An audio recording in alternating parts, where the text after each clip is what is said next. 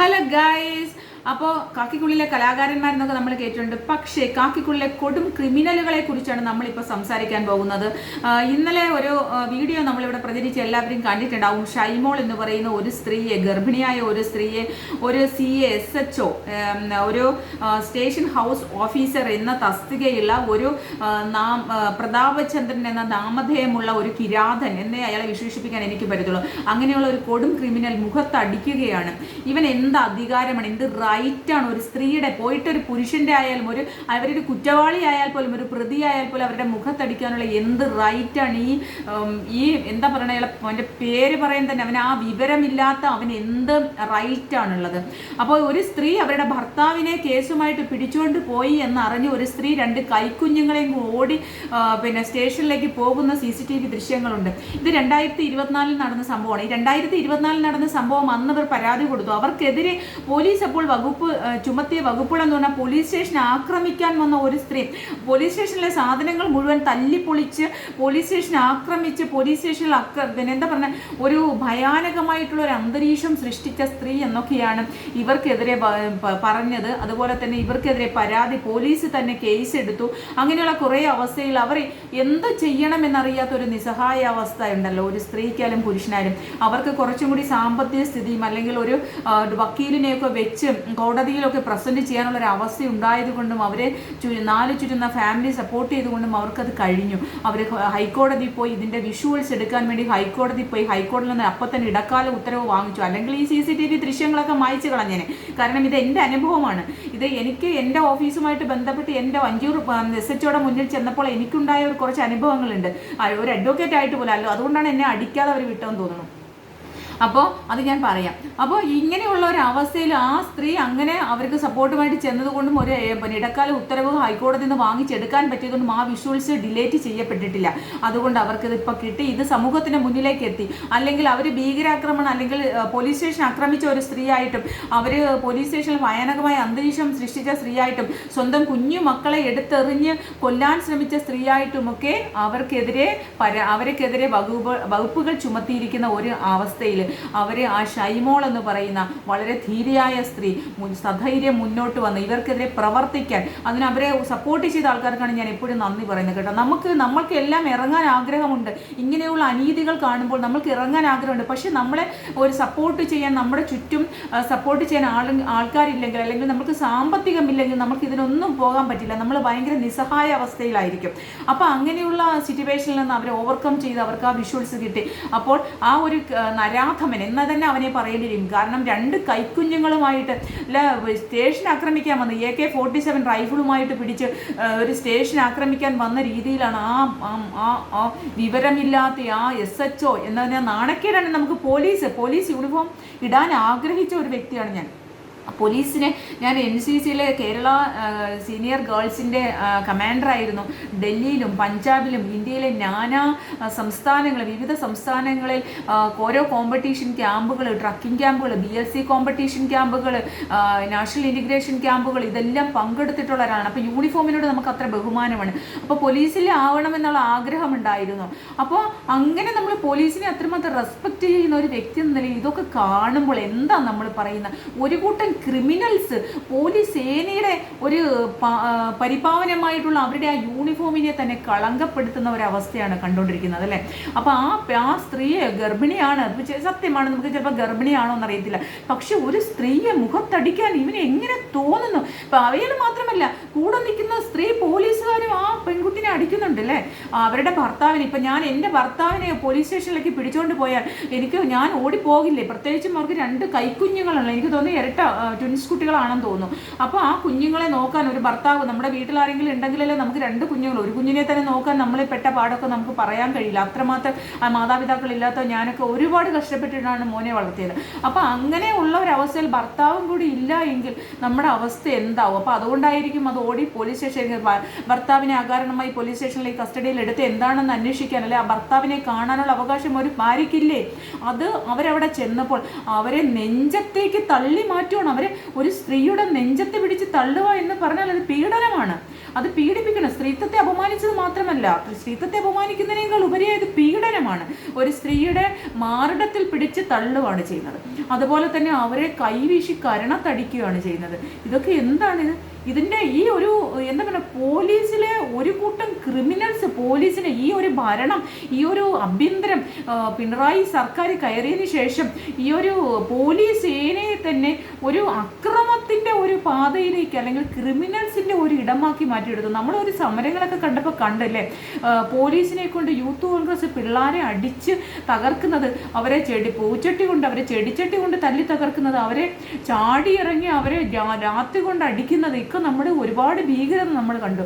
അപ്പോൾ അതിനേക്കാളൊക്കെ ഭയങ്കര ഒരു ഭയാനകമായ വേർഷനാണ് നമ്മൾ ഷൈമോളുടെ കാര്യത്തിലൂടെ സംഭവിച്ചത്. എറണാകുളം നോർത്തിലെ SHO ആയിരുന്ന കാലഘട്ടത്തിൽ 2024 കഴിഞ്ഞ വർഷത്തെ കാലഘട്ടത്തിൽ പ്രതാപ് ചന്ദ്രൻ എന്ന് പറയുന്ന വിവരദോഷിയായ ഒരു നരാധമനായ ഒരു പോലീസ് യൂണിഫോം, പവിത്രമായ പോലീസ് യൂണിഫോം ഇട്ട ഒരു ക്രിമിനൽ ചെയ്ത കാര്യങ്ങളാണ് നമ്മളിപ്പോൾ കണ്ടുകൊണ്ടിരിക്കുന്നത്. 2025 അത് അവർക്ക് ആ വിഷ്വൽസ് കിട്ടിയത്. അതും ഹൈക്കോടതിയുടെ കേസ് ഹൈക്കോടതിയിൽ പോയി ഹൈക്കോടതിയിൽ നിന്ന് അവർ അനുകൂലമായ നിലപാട് സ്വീകരിച്ചു. ഇവർ പറയുന്നു നേരത്തെ വകുപ്പ് തല അന്വേഷണമൊക്കെ നടത്തുന്നത്. വകുപ്പ് തല അന്വേഷണം നടത്തുമ്പോൾ ഈ വിഷ്വൽസ് അവർ എന്തുകൊണ്ടാണ് പരിശോധിക്കുന്നത്? പരിശോധിച്ചിട്ടും മുൻ മേധാവികൾ അല്ലെങ്കിൽ CPM എന്നുള്ള ഒരു പാർട്ടിയിലെ ഒരാൾ എന്ന നിലയിൽ ഇവരിത് പൂർത്തി വെച്ചിരുന്നു.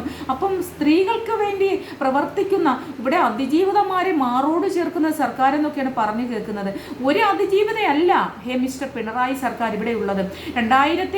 നിങ്ങൾ ഈ 2017 തൊട്ട് അതിജീവിതയുടെ ഒരു കാര്യം പറയുന്നുണ്ട്. നമ്മുടെ ഒരു നടി ആക്രമിക്കപ്പെട്ടതുമായിട്ട് സംഭവിച്ചത്.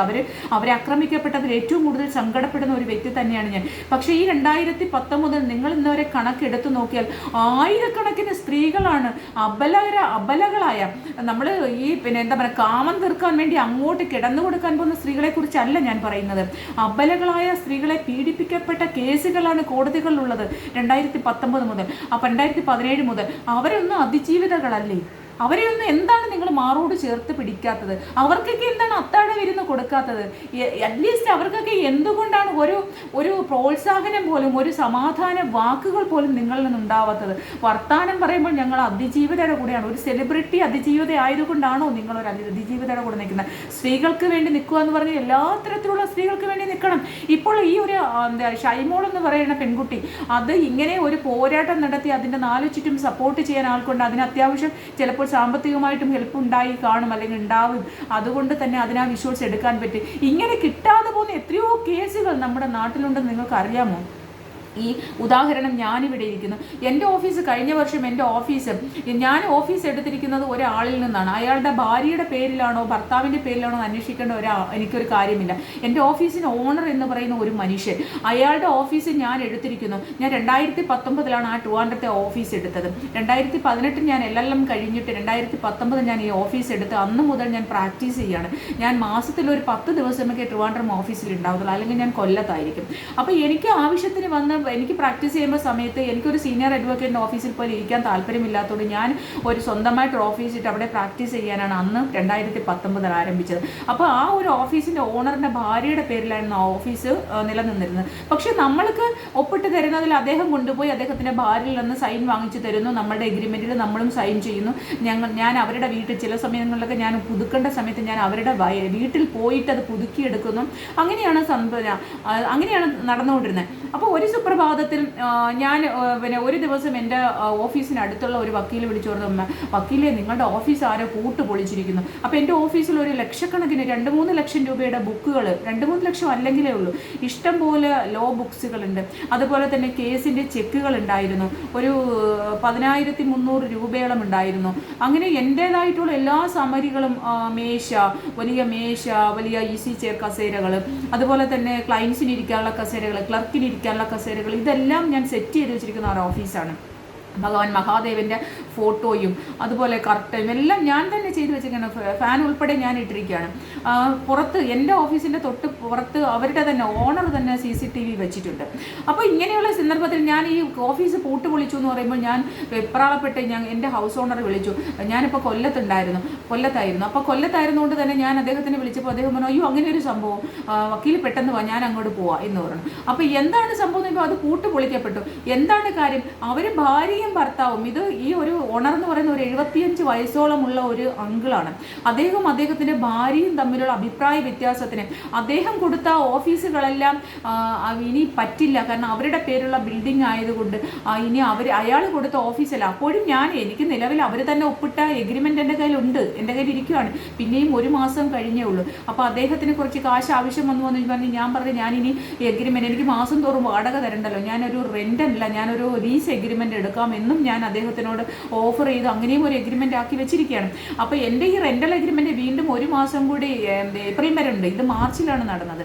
അപ്പോൾ ഞാൻ വന്ന് നോക്കിയപ്പോൾ എല്ലാം എൻ്റെ സാധനങ്ങൾ മുഴുവൻ വാരി വലിച്ചു പുറത്ത് കളഞ്ഞിരിക്കുകയാണ്. അവിടെ ചെക്കുകൾ, പലതരത്തിലുള്ള ചെക്കുകൾ, വേറെ ആൾക്കാരുടെ ക്ലൈംസോ, ഓഫീസ് ഫയൽസ്, കേസ് ഫയൽസ് എല്ലാം വാരി വലിച്ചു. ഇത്ര ആയിരക്കണക്കിന് രൂപയുടെ ഫേർണിച്ചേഴ്സ് എല്ലാം വാരി പുറത്ത് കളഞ്ഞിരിക്കുന്ന ഒരു അവസ്ഥയിൽ പിന്നെ പൈസയില്ല. അപ്പം ഞാൻ വഞ്ചിയൂർ പോലീസ് സ്റ്റേഷനിൽ കേസ് കൊടുത്തു. അപ്പം നമുക്കിത് ആരാന്ന് അറിയില്ലല്ലോ. അപ്പോൾ ഇത് ചെയ്തത് വളരെ ആസൂത്രിതമായിട്ടായിരുന്നു. വിഷ്വൽസ് എല്ലാം ഇവർ ഡിലേറ്റ് ചെയ്തു. ആ സമയത്ത് രാത്രി 10:30 മണിക്ക്, തലേന്ന് രാത്രി 10:30 മണിക്കാണ് ഇത് ചെയ്തിരിക്കുന്നത്. 10 മണി തൊട്ട് ഉള്ള വിഷ്വൽസ് അവരെടുത്ത് കളഞ്ഞിട്ട് പിറ്റേന്ന് വരെയുള്ള വിഷ്വൽസേ ഉള്ളൂ. എന്നിട്ട് അവർക്ക് ഇഷ്ടപ്പെട്ട ഓഫീസ് എടുത്തിട്ടുള്ള ഒരു അഡ്വക്കേറ്റിന് നമ്മുടെ ഓഫീസ് പിറ്റേന്ന് കൊടുത്തു കഴിഞ്ഞു, പൂട്ട് പൊളിച്ച് അകത്ത് കയറി. അപ്പോൾ നമ്മൾ വഞ്ചിയൂർ സ്റ്റേഷനിൽ ചെന്ന് കേസ് കൊടുത്തു. ഇങ്ങനെ 2-3 പ്രാവശ്യം ഈ കേസുമായിട്ട് നടക്കുകയാണ്. അപ്പോൾ ഇവരുടെ ഭർത്താവും ഭാര്യയും തമ്മിലുള്ള പ്രശ്നം ഇങ്ങനെ ഉണ്ടെന്നൊക്കെ ഉള്ളത് നമ്മൾ അപ്പോഴാണ് അറിയുന്നത്. അപ്പോൾ ഞാൻ പറഞ്ഞു, അങ്കിൾ വരണമെന്ന് പറഞ്ഞു. അപ്പോൾ പുള്ളിയും കൂടി സ്റ്റേഷനിലേക്ക് വന്നു. അവർ വളരെ മോശമായിട്ട്, കാരണം ഒരു 75 വയസ്സുള്ള മനുഷ്യനെ, നമ്മളൊരു സ്ത്രീയാണ്, പ്രത്യേകിച്ചും നമ്മളെ എന്താ പറഞ്ഞാൽ, ഒരു സ്ത്രീയായാലും പുരുഷനായാലും, ഒരു പുരുഷനെ പെണ്ണ് കേസ് കൊണ്ടാണ് തകർക്കുന്നത്, അതുപോലെ തന്നെ സ്ത്രീയെ ഒരു എന്താ പറയുന്നത് പരപുരുഷന്മാരുമായുള്ള ബന്ധം ആരോപിച്ചൊക്കെ തകർക്കാം. അപ്പോൾ എൻ്റെ പ്രായമുള്ള ഒരു മകളുണ്ട്, അദ്ദേഹത്തിൻ്റെ മൂത്ത മകളും ഞാനും ഒരു പ്രായമാണ്. അപ്പോൾ എന്നിട്ട് പോലും അവരെ ആ സ്ത്രീയെ വിളിപ്പിച്ചപ്പോൾ അവർ വളരെ മോശമായി, കാരണം ഒരുമിച്ച് കയറാൻ സമ്മതിച്ചില്ല. ഈ സിയോട് വന്ന് വളരെ മോശമായിട്ടാണ് പറഞ്ഞു എന്നുള്ളതാണ് പിന്നീട് ഞാൻ അറിഞ്ഞത്. നമുക്കറിയില്ലല്ലോ, നമ്മൾ പരാതി കൊടുത്തു. അപ്പോൾ ഇവരൊരു ഓണർ എന്നുള്ള നിലയിലാണ്, പക്ഷേ നമുക്ക് ഇവർ തന്നെ സൈൻ ചെയ്താണ്. ഇവരെ ഭർത്താവ് കൊണ്ടുപോയി സൈൻ ചെയ്യിപ്പിച്ചിട്ടാണ് നമ്മൾ തരുന്നത്. കാരണം നമ്മളെപ്പോഴും ഇവരുടെ വീട്ടിൽ പോവാറില്ലല്ലോ. ഈ സ്ത്രീ മനുഷ്യനാണ് ഇതിൻ്റെ വർഷങ്ങളായിട്ട് ഒരു 10-20 വർഷമായിട്ട് ഈ ഓഫീസ് കാരണം അയാൾ ഗൾഫിൽ പോയിട്ട് 40 വർഷം ഗൾഫിൽ പോയിട്ട് അധ്വാനിച്ചുണ്ടാക്കിയതാണ് ഇതെല്ലാം. പക്ഷേ ഈ പ്രോപ്പർട്ടി അവരുടെ വൈഫിൻ്റെ പേരിലായതുകൊണ്ട് തന്നെ വൈഫിൻ്റെ പ്രോപ്പർട്ടിയാണ്. പക്ഷേ ഇത് വൈഫ് ഒപ്പിട്ട് തന്നെ എഗ്രിമെൻറ്റ് തന്നെയാണ് നമ്മുടെ കയ്യിലുള്ളത്. ഇതൊക്കെ ഞാൻ SHO എന്നെ വിളിപ്പിച്ചപ്പോൾ ഈ SHO എന്നോട് വളരെ പരുഷമായിട്ട്, അപ്പം ഞാൻ ഫോൺ ഓൺ ചെയ്ത്, അപ്പോൾ ഇവരുടെ 2-3 പ്രാവശ്യം നടന്നു. ഞാനൊരു അഡ്വക്കേറ്റ് ആയിട്ട് പോലും ഞാൻ 2-3 പ്രാവശ്യം ആ സ്റ്റേഷനിൽ കയറി ഇറങ്ങേണ്ടി വന്നു. അപ്പോൾ അവരുടെയൊക്കെ ആ ഒരു സമീപനം, ഞാൻ SHO ഡയറക്റ്റ് വിളിച്ചപ്പോൾ എനിക്കിപ്പോൾ ഞാൻ ഡ്യൂട്ടിയിലാണ് എന്നൊക്കെ പറഞ്ഞ് ഒഴിഞ്ഞു മാറുന്ന ഒരു സമീപനം. അപ്പോൾ ഇവർ ഭയങ്കര വലിയ ആൾക്കാരെ നേരിട്ട് കണ്ട് കാശ് ഓഫർ ചെയ്തു. കാരണം അവർക്ക് മനസ്സിലായി ഞാൻ ഈ കേസുമായിട്ട് മുന്നോട്ട് പോകുമെന്ന് അവർക്ക് മനസ്സിലായതുകൊണ്ട് അവർ കാശോ എന്തൊക്കെയോ ഓഫർ ചെയ്തിട്ട് അവർ വലിയ വില കൂടിയ കാറിൽ ഇങ്ങനെ വന്ന് വെയിറ്റ് ചെയ്യാണ്. അപ്പോൾ ഞാൻ എന്നിട്ട് ഈ SHO എന്നെ അകത്തേക്ക് വിളിപ്പിച്ച് SHO വന്നു. ഞാനവിടെ 5 മണി വരെ രാവിലെ പോയി, ഞാൻ 5 മണി വരെ 4-4:30 മണി വരെ വെയിറ്റ് ചെയ്തു SHOനെ കണ്ടപ്പോൾ. അപ്പോൾ ഞാൻ വിചാരിച്ചു ഫോൺ ഓൺ ചെയ്തിട്ടിട്ട് എൻ്റെ യൂണിഫോമിൽ തന്നെയായിരുന്നു. അപ്പോൾ എൻ്റെ ബ്ലേസറിൻ്റെ ഈ കോട്ട് ഉണ്ടല്ലോ, അതിൻ്റെ അവിടെ തന്നെ ഞാൻ ഈ ഫോൺ ഇങ്ങനെ ഓൺ ചെയ്ത് ക്യാമറ ഓൺ ചെയ്ത് രീതിയിൽ അവിടെ ഇട്ടിട്ട് ഞാൻ വീഡിയോ ക്യാമറ ഓൺ ചെയ്തിട്ടിട്ട് അകത്തേക്ക് കയറിയപ്പോൾ ഇയാളുടെ വർത്താനം, നിങ്ങൾ എന്തെങ്കിലും ചെയ്തോ, എനിക്ക് ഇത്രയൊക്കെ പറ്റത്തുള്ളൂ. അപ്പം ഞാൻ പറഞ്ഞു, സർ എൻ്റെ ഓഫീസ് പൂട്ട് പൊളിച്ച് നിങ്ങൾ അവരകത്ത് കയറി എൻ്റെ സാധന സാമഗ്രികൾ മുഴുവൻ ലക്ഷങ്ങൾ വിലയുള്ള സാധനങ്ങളെല്ലാം വാരി വലിച്ച് പുറത്തിട്ടു. ഒരു 10,000 രൂപ എനിക്ക് കാണാനില്ല, എൻ്റെ ഒപ്പിട്ട ചെക്കുകളുണ്ട് ക്ലയൻസ് തന്നെ എന്ന് പറഞ്ഞപ്പോൾ എനിക്കൊന്നും ചെയ്യാൻ പറ്റില്ല. എനിക്ക് നിങ്ങൾ എന്താണെന്ന് വെച്ചാൽ ചെയ്യും, നിങ്ങൾ വക്കീലല്ലേ, നിങ്ങൾ പോയി കോടതി കേസ് കൊടുക്കുക എന്ന് പറഞ്ഞ് വളരെ പരുഷമായിട്ടാണ് എന്നോട് അവരയാൾ സംസാരിച്ചത്. ഇതെല്ലാം എൻ്റെ വീഡിയോയിൽ അത് പിടിച്ചുകൊണ്ടിരിക്കുകയാണ്. അതിനുശേഷം ഞാൻ പറഞ്ഞു, സർ പ്ലീസ് ഞാനൊന്ന് പറയുന്നത് കേൾക്കൂ. എനിക്ക് കേൾക്കാൻ താല്പര്യമില്ല. അപ്പം ഞാൻ ചോദിച്ചു, സർ ഞാൻ പിന്നെ പ്രതിയാക്കപ്പെട്ട അല്ലെങ്കിൽ ഞാൻ കേസ് തന്ന അവരുടെ കൂടെയാണോ നിങ്ങൾ? അവർ എൻ്റെ പൂട്ട് പൊളിച്ച ആൾക്കാരുടെ കൂടെയാണോ? നിങ്ങൾ അവരുടെ കൂടെയാണോ സർ നിൽക്കുന്നതെന്ന് ചോദിച്ചാൽ പറഞ്ഞു, എനിക്ക് അങ്ങനെ ഇപ്പോൾ നിൽക്കാൻ പറ്റൂ, എൻ്റെ സാഹചര്യം അങ്ങനെയാണ്, എനിക്ക് അങ്ങനെ നിൽക്കാൻ പറ്റൂ എന്നുള്ള വാക്കാണ് അയാളിൽ നിന്ന് കണ്ടത്. ഞാൻ അന്ന് തന്നെ അത് ഫേസ്ബുക്കിലൊക്കെ ഇട്ടു. അതിനുശേഷം ഞാൻ കമ്മീഷണർക്ക്, ഇവിടെ തിരുവനന്തപുരം സിറ്റി പോലീസ് കമ്മീഷണർക്ക് കേസ് കൊടുത്തു. എന്നിട്ട് എന്തായി, അവർ പോലീസിൽ വന്ന് പോലീസ് സ്റ്റേഷനിൽ നിന്ന് ആൾ വന്നു, അവിടെ വന്ന് നോക്കി, എനിക്ക് റെസിപ്റ്റ് തന്നു. വീണ്ടും ഞാൻ ആദ്യം ACP കൊടുത്തു, പിന്നീട് ഞാൻ പിന്നെ ജില്ലാ പോലീസ് കമ്മീഷണർക്ക് കൊടുത്തു. എവിടെ ഈ SHOയ്ക്കെതിരെ എന്താണ് ഒരു അന്വേഷണം പോലും? ഒരു സ്ത്രീ വന്നു ഒരു പരാതിപ്പെട്ടു, അവരുടെ ഓഫീസ് പൊളിച്ചു, അത് ആരാണ് പൊളിച്ചത്, CCTV ദൃശ്യമുണ്ടോ നോക്കിയപ്പോൾ അത് മുഴുവൻ ഇറേസ് ചെയ്തിരിക്കുന്നു. ആ രാത്രി 10 മണിയോടുള്ള കാര്യങ്ങൾ ഇറേസ് ചെയ്തിരിക്കുന്നു. അപ്പോൾ ഇങ്ങനെയുള്ള കാര്യങ്ങളെല്ലാം നമ്മുടെ കയ്യിൽ ഇപ്പോഴും ഉണ്ട്. അങ്ങനെ ഞാൻ ഒരു 1.5 മാസത്തോളം ഞാൻ അതിൻ്റെ പുറകെ നടന്നു. കമ്മീഷൻ ഓഫീസും ACP ഓഫീസിലും ഒക്കെ നടന്നിട്ടും യാതൊരു തരത്തിലുള്ള നടപടിയോ ഒരു അനുകൂലമായിട്ടുള്ള ഒരു കാര്യം പോലും അവർ തിരക്കിൽ, ഒരു മോഷണം പോലും പറഞ്ഞിട്ട്, ഒരു മോഷണം 10,000 രൂപ പോയി, അത് മോഷണം പോലും ഞാൻ പറഞ്ഞിട്ട് അതിന് പോലും പരാതി കൊടുത്തിട്ട് അന്വേഷിച്ചതേ ഇല്ല. ഇവിടുത്തെ പോലീസ് ഓഫീസേഴ്സ് അല്ലെങ്കിൽ പോലീസ്, ഒരു സിറ്റി പോലീസ് കമ്മീഷണർക്ക് പോലും പരാതി കൊടുത്തിട്ട് 11 വർഷമായിട്ട് വക്കീലായി പ്രാക്ടീസ് ചെയ്യുന്ന എനിക്ക് ഈ അനുഭവമാണെങ്കിൽ, അത് തന്നെയാണ് ഞാൻ എഴുതിയത്, 11 വർഷമായിട്ട് പ്രാക്ടീസ് ചെയ്യുന്ന അഡ്വക്കേറ്റായി എനിക്ക് അനുഭവമാണെങ്കിൽ ഇവിടുത്തെ സാധാരണക്കാരായ സ്ത്രീകളുടെ അവസ്ഥ എന്തായിരിക്കും? ഇത് മാത്രമായിരുന്നു എൻ്റെ ചോദ്യം. പിന്നെ എൻ്റേതായിട്ടുള്ള ഒരുപാട് ജീവിത പ്രശ്നങ്ങളായിട്ട് ഞാൻ പോകുന്നതുകൊണ്ട് ഞാൻ എങ്ങനെയാണ് പോകുന്നത്. എന്നിട്ട് ഞാൻ കോടതിയിൽ കേസ് കൊടുത്തിരിക്കുകയാണ്. നമ്മളൊരു കോടതിയിൽ പ്രത്യേകിച്ചും ഇതേപോലുള്ള കേസ് കൊടുത്താൽ അവർ ഹാജരായില്ല, ആദ്യം നോട്ടീസ് അയച്ചു, വീണ്ടും 2 മാസത്തെ കഴിഞ്ഞു, വീണ്ടും നോട്ടീസ് അയച്ചു, വീണ്ടും അവർ വന്നില്ല, 3ാമത് നോട്ടീസ് അയച്ചു. അപ്പോൾ അവർ ആരോ വന്ന് അവിടെ റെപ്രസെൻറ്റ് ചെയ്തു, എന്നിട്ട് ഒബ്ജക്ഷൻ പറഞ്ഞിരിക്കുകയാണ്. ഇപ്പോഴും കഴിഞ്ഞ വർഷം മാർച്ചിൽ നടന്ന കേസാണ്. മാർച്ചിൽ ഈ വർഷം 2025 മാർച്ചിൽ, ഈ 2025 മാർച്ചിൽ പിന്നെ വെക്കേഷൻ കോടതിയിൽ ഞാൻ കേസ് കൊടുത്തത് ഡിസംബറിലാണ് നടന്നത്. 2024 ഡിസംബറിലാണ് ഈ സംഭവം നടന്നത്. 2025 സോറി ഞാൻ പറഞ്ഞ മാർച്ച് എന്നായിരുന്നല്ലേ, സോറി 2024 ഡിസംബർ നടന്നിട്ട് 2025 മാർച്ച് വരെ ഞാൻ പോലീസ് സ്റ്റേഷനുകളിലും ഈ കമ്മീഷൻ ഓഫീസിലും കയറി ഇറങ്ങിയിട്ട് യാതൊരു തരത്തിലുള്ള പ്രയോജനമില്ലാഞ്ഞാണ് ഞാൻ കോടതിയിലെ കേസ്, മുനിസിപ്പൽ കോടതിയിൽ കേസ് കൊടുത്തേക്കുന്നത്. ഇപ്പോഴും ആ കേസ് ഒന്നും ആവാതെ കിടക്കുകയാണ്. കമ്മീഷനെ വെച്ച് 7,500 വെക്കേഷൻ കോടതിയിൽ 7,500 അഡീഷണൽ ചാർജ് കൊടുത്തിട്ട് ഞാനൊരു കമ്മീഷനെ വെച്ച്, കമ്മീഷൻ വന്ന് അതെല്ലാം കണ്ട് ബോധ്യപ്പെട്ട് ബുക്കുകളും സാധനങ്ങളും എല്ലാം പുറത്തും കിടന്ന് മഴ നനയുന്ന ഭാഗം കണ്ട്, അപ്പോഴത്തേക്ക് അവർ വന്ന ഒരു ചാക്കിനകത്തൊക്കെ കെട്ടി മഴ നനയാതൊക്കെ സൈഡിലേക്കൊക്കെ അവർ ആളിനെ കൊണ്ട് എടുപ്പിച്ച് വെച്ചു. കാരണം ഇതൊരു പ്രശ്നമായി പോകുമെന്ന് അവർക്ക് മനസ്സിലായതുകൊണ്ട്. പക്ഷേ എന്നിട്ടും കേസ് ഇപ്പോൾ കോടതിയിൽ കിടക്കുകയാണ്. എൻ്റെ ഓഫീസിൽ വേറെ ആൾക്കാർ നിൽക്കുകയാണ് ട്രിവാൻഡ്രത്ത്. അതുകൊണ്ട് എൻ്റെ ഓഫീസിൽ തൽക്കാലത്തേക്ക് ഞാൻ വേറെ മാർഗ്ഗമില്ലല്ലോ നമുക്ക്. അപ്പോൾ അങ്ങനെയുള്ള സിറ്റുവേഷൻ, ഒരു വക്കീലായിട്ട് പോലും എനിക്ക് നീതി നിഷേധിക്കപ്പെട്ട ഈ അവസ്ഥയിൽ ഇത് കാണുമ്പോൾ എനിക്ക് പ്രതികരിക്കാതിരിക്കാൻ പറ്റില്ല. കാരണം എന്ന് പറഞ്ഞാൽ ഇതേ കണക്കുള്ള കൊടും ക്രിമിനൽസ്, വഞ്ചിയൂർ SHO അയാളെ പോലെ തന്നെ, അയാളൊരു ക്രിമിനലാണെന്ന് എനിക്ക് അപ്പം തന്നെ മനസ്സിലായി. കാരണം അയാളുടെ ശരീരഭാഷ അത് വിളിച്ചറിയിക്കുന്നുണ്ടായിരുന്നു. ആ കൊടും ക്രൂരത നമ്മളോട്, ഒരു സ്ത്രീയോട്, ഒരു നിരാലംബയായ ഒരു സ്ത്രീയോട്, ഒരു ഓഫീസിൽ നടന്ന ഒരു സ്ത്രീയോട്, ഒരു വക്കീലായിട്ട് പോലും ആ പൂട്ട് പൊളിച്ചതിനെ കുറിച്ച് അന്വേഷിക്കാനോ, അവിടെ ഒരു മോഷണം നടന്നു എന്ന് പറയുന്നതിനെ കുറിച്ച് അന്വേഷിക്കാനോ മെനക്കെടാതെ അയാൾ നമ്മളെ വളരെ രൂക്ഷമായിട്ട്, വളരെ പരുഷമായിട്ട് മറുപടി പറഞ്ഞ്, എനിക്ക് ഓപ്പോസിറ്റ് കക്ഷി, നിങ്ങൾ ആരെക്കുറിച്ചാണ് ആരോപിച്ചത്, അവരെ കൂടെ എനിക്ക് നിൽക്കാൻ കഴിയൂ എന്ന് പറയുന്ന ഒരു അവസ്ഥയുണ്ടല്ലോ.